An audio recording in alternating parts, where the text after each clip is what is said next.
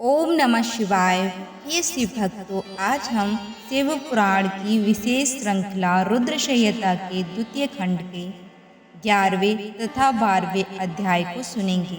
पिछले वीडियो में हमने 9वें तथा 10वें अध्याय को सुना था। तो चलिए शुरू करते हैं इस पावन यात्रा को। जय भोलेनाथ। श्री रुद्र संहिता के 11वें अध्याय, जिसमें ब्रह्मा जी की काली देवी से प्रार्थना। नारद जी बोले, पूज्य पिताजी, विष्णु जी के वहाँ से चले जाने पर क्या हुआ? ब्रह्मा जी कहने लगे कि जब भगवान विष्णु वहाँ से चले गए तो मैं देवी दुर्गा का स्मरण करने लगा और उनकी स्तुति करने लगा। मैंने माँ जगदम्बा से यही प्रार्थना की कि वे मेरा मनोरथ पूर्ण करें। वे पृथ्वी पर अवतरित होकर भगवान शिव का वरण कर उन्हें विवाह बंधन में बांधे। मेरी अनन्य भक्ति स्तुति से प्रसन्न हो योग निद्रा में चामुंडा मेरे सामने प्रकट हुई। उनकी कज्जल सी कांत रूप सुंदर और दिव्य था। वे 4 भुजाओं वाले शेर पर बैठी थी। उन्हें सामने देख मैंने उनको अत्यंत नम्रता से प्रणाम किया और उनकी पूजा उपासना की।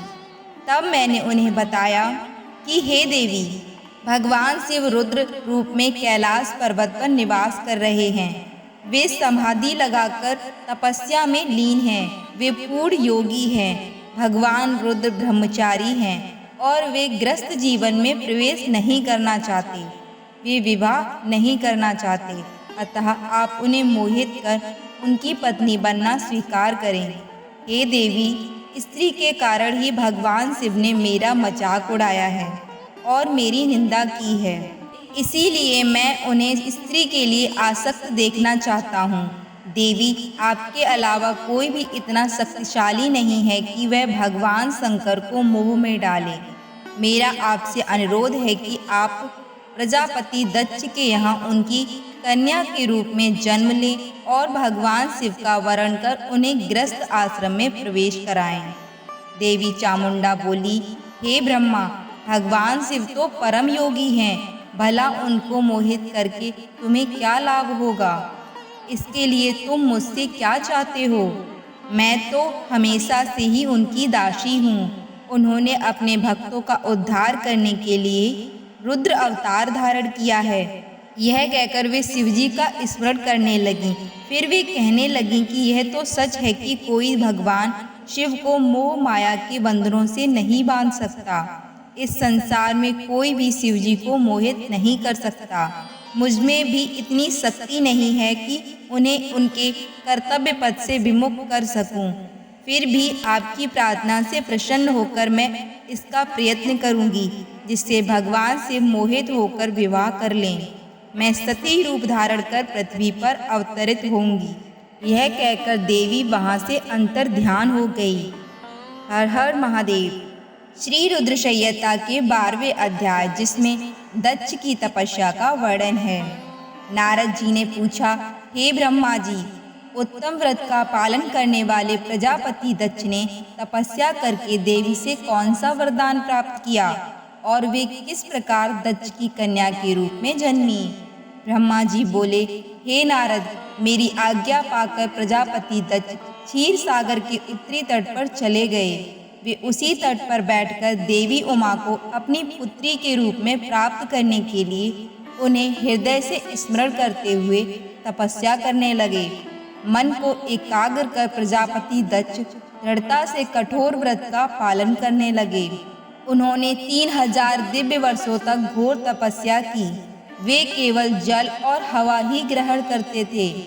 तत्पश्चात देवी जगदम्बा ने उन्हें प्रत्यक्ष दर्शन दिए। कालिका देवी अपने सिंह पर विराजमान थी। उनकी श्यामल कांति व मुख अत्यंत मोहक था। उनकी 4 भुजाएं थीं। वे एक हाथ में वरद, दूसरे में अभय, तीसरे में नील कमल और चौथे हाथ में खड्ग धारण किए हुए थीं।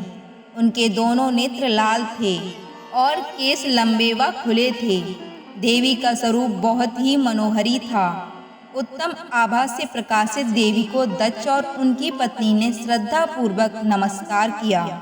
उन्होंने देवी की श्रद्धा भाव से स्तुति की। दक्ष बोले, हे जगदम्बा, भवानी, कालिका, चंडिके, महेश्वरी, मैं आपको नमस्कार करता हूँ। मैं आपका बहुत आभारी हूँ जो आपने मुझे दर्शन दिए। हे देवी, मुझ पर प्रसन्न होइए। ब्रह्मा जी ने कहा, हे नारद, देवी जगदम्बा ने स्वयं ही दक्ष के मन की इच्छा जान ली थी। वे बोली, दक्ष, मैं तुम्हारी तपस्या से बहुत प्रसन्न हूँ। तुम अपने मन की इच्छा मुझे बताओ, मैं तुम्हारे सभी दुखों को अवश्य दूर कर दूंगी। तुम अपनी इच्छा अनुसार वरदान मांग सकते हो। जगदम्बा की यह बात सुनकर प्रजापति दक्ष बहुत प्रसन्न हुए और देवी को प्रणाम करने लगे। दक्ष बोले, हे देवी, आप धन्य हैं। आप ही प्रसन्न होने पर मनोवांछित फल देने वाली हैं। हे देवी, यदि आप मुझे वर देना चाहती हैं तो मेरी बात ध्यान पूर्वक सुने और मेरी इच्छा पूर्ण करें। हे जगदम्बा, मेरे स्वामी शिव ने रुद्र अवतार धारण किया है, परंतु अब तक आपने कोई अवतार धारण नहीं किया। आपके सिवा कौन उनकी पत्नी योग्य है? अतः हे देवी, आप मेरी पुत्री के रूप में धरती पर जन्म लें और भगवान शिव को अपने रूप लावण्य से मोहित करें। हे जगदम्बा, आपके अलावा कोई भी शिव जी को मोहित नहीं कर सकता। इसीलिए आप हर मोहिनी अर्थात भगवान को मोहने वाली बनकर संपूर्ण जगत का हित कीजिए। यही मेरे लिए वरदान है। दक्ष का यह वचन सुनकर जगदम्बिका हंसने लगी और मन में भगवान शिव का स्मरण कर बोली, हे प्रजापति दक्ष, तुम्हारी पूजा आराधना से मैं प्रसन्न हूँ। तुम्हारे वर के अनुसार मैं तुम्हारी पुत्री के रूप में जन्म लूंगी। तत्पश्चात बड़ी होकर मैं कठोर तप द्वारा महादेव जी को प्रसन्न कर उन्हें अपने पति रूप में प्राप्त करूंगी। मैं उनकी दासी हूँ। प्रत्येक जन्म में शिव शंभु ही मेरे स्वामी होते हैं। अतः मैं तुम्हारे घर में जन्म लेकर शिवा का अवतार धारण करूंगी। अब तुम घर जाओ, परंतु एक बात हमेशा याद रखना, जिस दिन तुम्हारे मन में मेरा आदर कम हो जाएगा, उसी दिन मैं अपना शरीर त्याग कर अपने स्वरूप में लीन हो जाऊंगी। यह कहकर देवी जगदम्बिका वहां से अंतर्ध्यान हो गईं तथा प्रजापति दक्ष सुखी मन से घर लौट आए।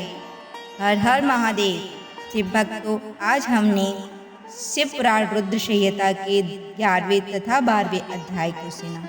ये आपको कैसा लगा हमें कमेंट बॉक्स में लिखकर अवश्य बताएं। साथ ही हर हर महादेव अवश्य लिखें और अपने मित्र बंधुओं के साथ इस वीडियो को अवश्य साझा करें। मिलते हैं अगली वीडियो में एक नए अध्याय के साथ। तब तक के लिए हर हर महादेव।